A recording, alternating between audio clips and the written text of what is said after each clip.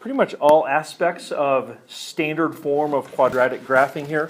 So I'm going to start off to the side in that little box there. It says the name for the graph of a quadratic is, have you ever heard of it? It's a parabola. That's right. I think we talked about it one other time earlier this year. But the name of one of these graphs is a parabola. And so we are going to start off with a really basic graph and kind of work our way through to some more interesting ones. And we're going to start off using a really, I don't know, it's really slow, but it's a pretty reliable way of graphing things in some cases. And that is just going in with a table of solutions, essentially input, output, input, output. So do you see the little table that I've made over there on the left? So I don't know. Let's think of some inputs that might be helpful. Can you think of some x values that maybe if we plugged in some x values, we'd be able to see what's going on? What do you think, Jake? Go big or go home, like 9 and 3? I don't know. 93. 9. 9. 9 for x. 9 for x.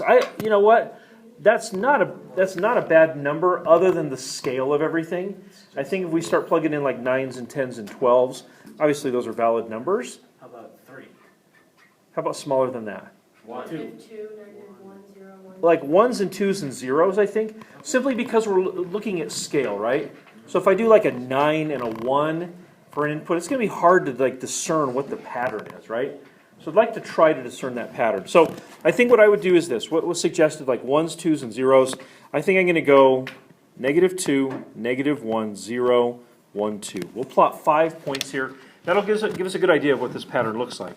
And so what we call sometimes our parent quadratic function, that's another way of just saying the most basic form of a quadratic would be y equals x squared. We're going to try to graph this. So let's think about what the outputs would be. If the input is -2, it would be y equals -2 in parentheses squared. What is that? It's positive 4, isn't it? Yeah. So output of 4 there. What if your input is -1? What's the output? No, it's not -1. It's y equals parentheses -1 squared. So the answer to that would be 1. What if you plug in a 0? What's the output? 0. And what if you plug in a 1? 1 squared is 1. Agree. And 2 squared is 4. So those would be all your points. -2, comma 4, -1, comma 1, 0, 0, so on and so forth. So if we plot these, I'll go -2, and then 1, 2, 3, 4. So -2, 4 would be right there. And -1, 1 would be right there. 0, 0, of course, that's the origin. Hope that you guys are doing this with me. I did go to the trouble of printing these out so that you would write right alongside me as opposed to just watching. You guys, it looks like you're doing a pretty good job. And then 1, 1 is right there, and 2, 4 is right there. So, interesting looking graph. It does have a curve to it. And so if we were to try to connect these points, it would look something like, oh, that's not very good. In fact, let me try that again. That's better. It would look something like that. Look something like that. So a parabola is kind of a U-ish shaped graph. It is smooth curve. Does not have any sharp points on it. There you go. Question? Why don't you want to have like a sharp point on it? Because that's not what happens. Okay. So we're graphing some discrete values. We are graphing, integer values only. If we were to graph all the little fractions in between, then we would see that it really does have a smooth transition from decreasing to increasing. Okay. So just be a matter of how close you zoomed up. There's a lot of calculus involved in that, like describing like what a smooth curve is and why it doesn't have a sharp point. If you end up taking the calculus class, you'll look at the details a lot more. But for now, I would just say if you plot all the little fractions in between, you could certainly have a better sense that, yeah, it is a smooth curve. Okay. Let's talk about some of the parts of the parabola. The parabola has a turning point where it turns from going decreasing to increasing. And that turning point has a special name. Does anyone know what that name is? It's the vertex. Good.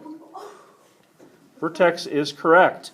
So the vertex is the place where the parabola turns around and goes the other direction, right? If it was going up, then it goes down. If it was going down, then it goes up. So the vertex is that turnaround point. And then some other things that I think would be important for you to notice. Did you notice that our parabola appears to be symmetrical? Like the left half and the right half look like they're the same. They're just mirror images of each other, right? Christiana, would you mind putting your bag on the floor? I'd just like to see you. Could you put it all the way on the floor? Thank you. Okay, so in the case like this, our symmetry is around the y-axis, right? Do you see how the y-axis splits this parabola into two equal halves? You see that? And so if I were to draw that in right here, let me see here. I wanted to do something like this. So if I do a line, oops, if I do a line right down the y-axis, that thick green line right there, I would give that line a name as well. That line is going to be called the axis of symmetry. The axis of symmetry. Basically, it's a line where the left half and the right half are just mirror images of each other. They're the same, just oriented the other way. And so we call that the axis of symmetry. So the parabola has a vertex, it's got a line or an axis of symmetry, and of course there's a bunch of other points, right? The vertex is just one of those points. I think you could easily argue that the vertex is one of the most important points. And so we'll always be working with that vertex. We'll also be working with the axis of symmetry as well. So that's kind of the basics of parabolas and graphing quadratics. Do you have any questions so far? Okay, awesome. Let's move on then. Let's look at our first real example. Here we go. Okay, so number one, the instructions say we're supposed to graph the quadratic, and we might compare it a little bit to the parent graph. Oops, there we go. But we're gonna be labeling the vertex, the axis of symmetry, and a total of 3 points. We'll kind of talk about those 3 points and how they are found. Okay, so here we go. Let's take a look at our parabola here first, or quadratic, I should say. The standard form of a quadratic is y equals ax squared plus bx plus c. And so I want us to look at the quadratic that we're given here. Let's identify the a, the b, and the c. So what do you think the a is? So we never include the x squared with the a. The a is just the number that is attached to the x squared. So the whole first term is negative 4x squared, but the a is just negative 4. This will be really important as we move forward. So a is negative 4. What's the b? 0, right? There is no bx, right? And so that means b is 0. And doesn't that mean that c has to be 7? Okay. So here's how we do this. This might be a little unfamiliar. I see Jake has automatically turned to the calculator. That's neat and everything, but your skill with the calculator is not going to replace your skill on paper. So I would definitely not think, I'll just use the calculator. You could use it maybe as a check. I don't have any problem with that. However, you're definitely going to want to be able to do this on paper. So here's how we do this. This might be familiar to you. This might not be familiar to you. The first thing we're going to find, guys, is we're going to find the axis of symmetry. And here's how we do it. There's going to be a little formula. You're going to want to remember this. Formula is this. The axis of symmetry is going to be x equals negative b over 2a, or the opposite of b over 2a. And so knowing what the a and the b and the c are will be obviously important for us to be able to handle this. So opposite of b, what is my b value? You said it earlier. Negative 6, 0. Where are you getting 6? Hold on. No, Wow. never mind. You're looking, you jumped to the other question. What's your b value again? 0. Okay. So x equals 0 over a is negative 4. It really doesn't matter what that denominator is. 0 over negative 8 is still just going to be 0. So that tells me that my axis of symmetry is x equals 0. So what I'm going to do is I'm going to go to my graph, and I'm going to put that axis of symmetry on my graph. What is x equals 0?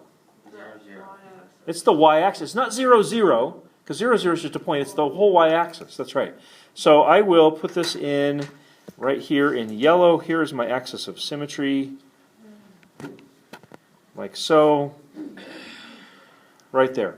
So what that means then, this axis of symmetry means that the left half of the parabola, like left of that axis of symmetry and right of that axis of symmetry will be mirror images. They'll look the same, they'll just be oriented the opposite way. Okay, so if you go back and think about that first graph we did, what was the relationship between the vertex? I want you to think. The only way you can do that is if you're listening. What is the relationship between the vertex and the axis of symmetry? Yeah, isn't the vertex on the axis of symmetry? What's that vertex? Oh, sorry, right there. Right there. That's what I'm saying. You got to be plugged in. If you lose focus for even like 1 minute, then you say things like, "What's the vertex?" Oh gosh, I wrote that down 80 seconds ago. You forget stuff, right? So be focused. Yeah, the vertex is on the axis of symmetry. So to find our vertex, again, please stay focused. To find the vertex, here's what we do. I know for sure that my vertex is right on the axis of symmetry, so I already know that the x-coordinate for my vertex is 0. Yeah. So my vertex is going to be at 0, comma, I don't know yet, right? I know for sure that my vertex is on the axis of symmetry. So I know that the vertex is going to be 0, comma something. How do you think I could find the y to go with that 0? How do I find if my x is 0, how do I find my y? Plug it into the equation. That's right. So what I'm going to do is take 0, plug it in for x, and see what happens. So it's going to be y equals -4 times 0 squared plus 7. And what is that? 7, right? 0 plus 7 essentially. So 0, comma 7. So I'm going to plot my vertex. So 1, 2, 3, 4, 5, 6, 7 is right up there. In red, there is my vertex. 0, comma 7. So I hope you're paying attention. I suppose if you're not paying attention, you can always go back and watch this video 5 times, but I hope that you'll really strive to get this right now. It'll be easier for you. So the only other thing we got to do is we got to find 2 other points. Notice it said find 3 other points. So what we've done so far is we have found the axis of symmetry. So check. We have found the vertex. Check. We have not found the 2 other points, right? We need a total of 3 points, the vertex being one of those 3 points. So I've got hopefully a quick and easy way for you to do that. We're going to use the axis of symmetry somewhat. What was the axis of symmetry again? 0. And so what would be one number to the left of that? -1. What's the number to the right? So I'm going to show you a way that you can get by with only actually plotting one of those points. So here's what I would do. I would say I want to plot when x equals 1. So I'm going to say, I'll make a little table here, x and y. I'm going to choose 1 because 1 is to the right of the axis of symmetry. To find the y-coordinate, I would plug in the 1, like we did with the 0, so it'd be y equals -4 times 1 squared plus 7. 3. And that ends up being 3, right? -4 plus 7, which is 3. So I know then that the next point is 1, comma 3. And it's going to be symmetry, so you just plot that. That's exactly what we do, Rocky. Because we know symmetry is about that axis of symmetry, that yellow line that I've drawn in there, can't I just take that point that I made and mirror image it across? It should be exactly the same. If that really is the line of symmetry, then my third point should be right about there. Sometimes this is tough to do. I'll do my best. Now we connect these with a parabola-like shape. Whoa, this is a pretty different looking parabola, isn't it? That first parabola we graphed opened up, didn't it? They can also open down like this one. Looking back at the original equation, y equals -4x squared plus 7, What part of that do you think made it open down? The negative a value. So if a is negative, the parabola should open down. If a is positive, the parabola should open up. Okay. You guys doing okay so far? We're going to do one more together. And we'll probably finish with one where you guys are doing it either up on the board or on your own there at your table. So, are there any questions so far? I am making a video of this, and so as you're doing your homework, if there's any questions, you could always refer back to this video when you're studying, whatever. Bless you. Up to you there. All right. So our final example that we're going to be doing together here is number 2. Okay, so same instructions, right? We're going to be finding the graph of this parabola. But let's start off by analyzing the A, the B, and the C. So if our standard form of a quadratic is y equals ax squared plus bx plus c, then what is your A value? Negative or 3. 3, what's your B value? Negative 6. It's not 0 this time, that'll make a difference. And your C value then has to be negative 4. All right, so here we go. First thing we find in order should be the axis of symmetry. So does anybody remember that little formula we used to find the axis of symmetry? That's right. Negative b over 2a is it. So let's see here. X equals negative b over 2a. So what's my b value? Negative 6. So what's negative b if b is negative 6? 6. Just negative 6, right? So it would be positive 6. It's 1. All over 2a. A is 3, like you guys said. So I'm seeing positive 6 over 6. So what Rocky's been saying the last little bit, 1. I think, do we agree with that? Yeah. Okay. So x equals 1 is our axis of symmetry. So I'm going to go ahead and plot that first on my graph. So axis of symmetry, x equals 1, is going to be right here. Whoops.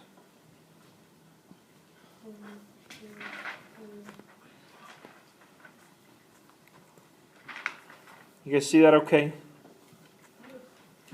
It's fairly clear, I suppose. Okay. So far, so good, right?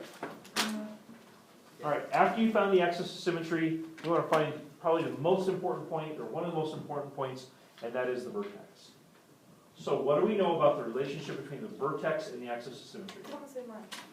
Yeah, vertex is right on that line. So what that means then, my vertex is a point, right? It's going to be something comma something. And based on what I've done so far, I know for sure that my vertex is going to be 1 comma something. I know it's going to be that because I know that my vertex is on my line of symmetry. My line of symmetry is 1, so it's going to be 1 comma something for the vertex. How do we find the y coordinate for the vertex? Plug in, right? I know that x is 1, so to find y, I plug in the x. Are you guys done, Christiane and Ellie? Awesome, that's great. We'll check your answer here in a second. All right, so y equals 3 times 1 squared minus 6 times 1 minus 4. So let's see here. What does that end up being? With 1 plugged in? With 1 plugged in, yeah. 3 minus 6, negative 3 minus 4 is negative 7. Yep, I agree. Okay, so my vertex is 1 comma negative 7. And so if I plot that in here, 1, 2, 3, 4, 5, 6, 7, negative 7 is right there. All right, so there's my vertex. Now, can I show you a little trick? Maybe you guys know this trick, maybe you don't. We got to plot 2 more points, right? And we can make this pretty easy on ourselves by recognizing one special fact here. And the special fact is this. Your C value should always be your y-intercept. So the C value should always be your y-intercept. Of course, that's the place where the parabola crosses or touches the y-axis. And so in this case, my C value was negative 4, right? And so without doing any extra arithmetic, I can simply say, hey, negative 4 is my C value, so 1, 2, 3, there's my y-intercept right there. And how do I find my third point? Mirror it. Just mirror it across the axis of symmetry. So there and there. So I didn't have to do any extra arithmetic if I recognize that my C value is my y-intercept. One little hint about this, the little trick with the C only works when b is not 0. Did you notice B wasn't 0 here, and so we were able to use that? When B is 0, that y-intercept doesn't really help us, because the y-intercept is the vertex. But anyways, in certain situations that'll be helpful. So we try to connect these with a parabola. Oh boy. Parabolas are hard to draw. It takes a little bit of practice, sometimes 3 or 4 tries. But yeah. So we get this fairly smooth looking parabola curve up there, and we got it. What do you guys think? Any questions? Let me, before I turn you loose on one, let me tell you one other thing about this in regard to your WebAssign. So your WebAssign 9.5 is all about graphing quadratics, graphing parabolas. And I noticed that on some of them, maybe a good percentage of them, it'll also ask you for the x-intercepts as well. You don't typically have to do that, but I think in some cases they say, and what's the x-intercepts of the parabola? So I just want to remind you how you do that. This should actually look pretty familiar to you. With a quadratic, or with a line, or with anything, if we think back to the lines, you guys remember when we found intercepts on lines? Yeah. If you want to find the y-intercept, you do what? Plug in 0. For x, but if you want to find the x-intercept, Plug in 0 for 0 for y. So the same principle holds true here. Yeah, this one wouldn't work out all that nicely for you guys at this point, numerically, but it would still be something you could find. If you wanted to find the x-intercepts, what you do is you take that equation, you plug a 0 in for y. And so I just want to remind you, you've seen that before, that sort of thing. Does that look familiar? Oh, yeah. Haven't we factored and solved that sort of thing over and over and over? And so that would be something you could do if asked for an x-intercept. It's not going to work out very nicely here. The numbers are going to be a little less than pleasant. But in other cases, they will be fun. Question? This is a little off topic, but why do you have to get a book, a textbook? It's totally off topic. It's just like really bad timing. I'm not going to answer that right now. If you want to talk to me later, that's totally fine. I guess I'll give you the short answer, though. I'm not the one that said you had to get it. This would be more of like an administration, academic services type question. But I'd still be happy to chat with you about it if you want. Okay, so I'm going to go ahead and close this off for the moment.